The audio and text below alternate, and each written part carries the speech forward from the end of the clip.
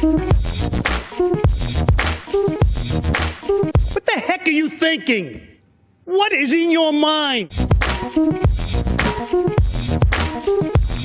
Give me one good reason why Comcast should know what my mother's medical problems are. You know how they'd know? Because when I went to the doctor with her and they told me what it was, I had no clue what they were talking about. I came home and I searched it on the net. And I searched the drugs that she was taking. The same with my children. Just last week, I bought underwear on the internet. Why should you know what size I take? Or the color? Or any of that information? These companies are not going broke. That's not the situation. The internet is not in jeopardy. It's mine. Not yours, not the government's, mine. La data, c'est un patrimoine immatériel. C'est toutes les traces qu'on peut laisser sur Internet, ou toutes les données qu'on peut confier à des tiers. Les réseaux sociaux en ont fait leur fonds de commerce, pour les plus connus, notamment Facebook, qui aujourd'hui, le modèle est totalement taillé sur la monétisation de la data. Il faut comprendre aujourd'hui que cette data a une valeur. C'est ce qu'on appelle son propre patrimoine data. Et la réglementation aujourd'hui tend d'ailleurs à protéger cette valeur et ce patrimoine pour vous donner une certaine aussi forme de liberté et surtout de maîtrise de vos données numériques. Il est certain aujourd'hui que ce patrimoine-là, l'internaute moyen ne peut pas le monétiser.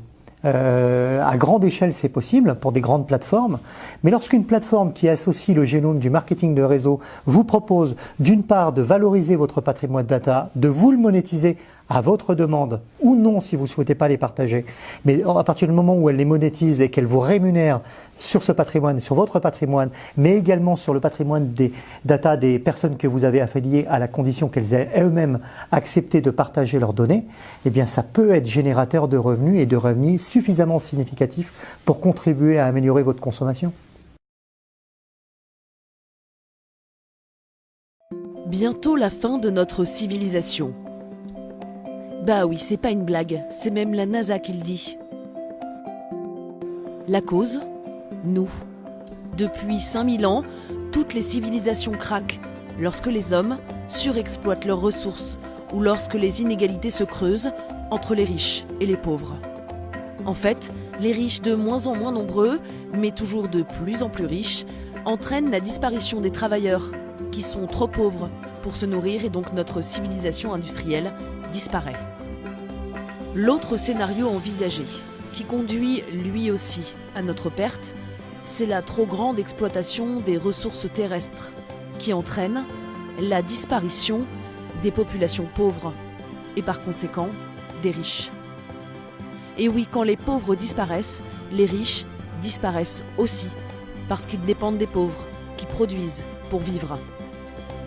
Donc pour survivre, c'est pas si compliqué, il faut mieux répartir les richesses et baisser notre consommation des énergies non renouvelables.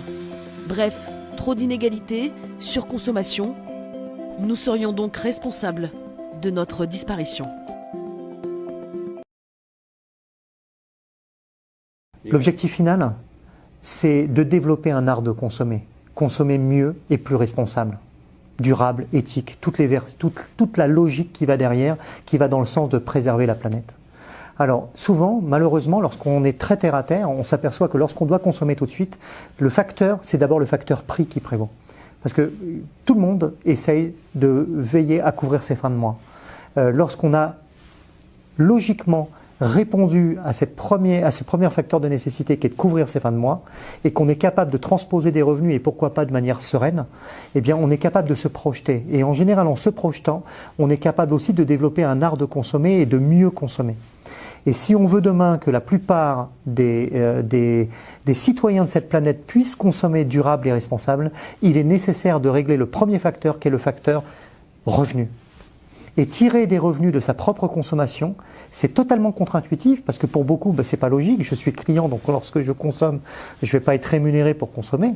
Mais lorsqu'on comprend que dans la structuration d'un produit, il y a une part du prix qui est dévolue à la promotion de ce produit, eh bien cette part-là, c'est comment recycler le budget marketing en rémunération. C'est ça la promesse Y.